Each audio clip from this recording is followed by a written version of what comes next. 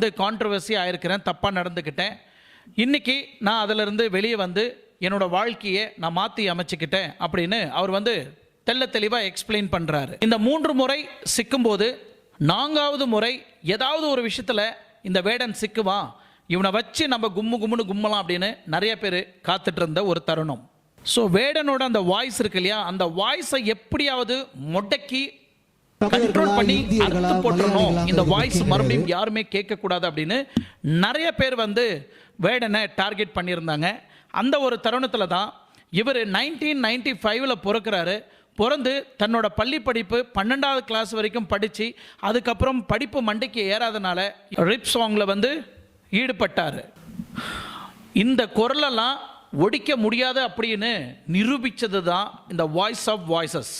so பள்ளி படிப்பு முடிச்சுட்டு அதுக்கப்புறம் தன் தாயை காப்பாற்றுறதுக்காக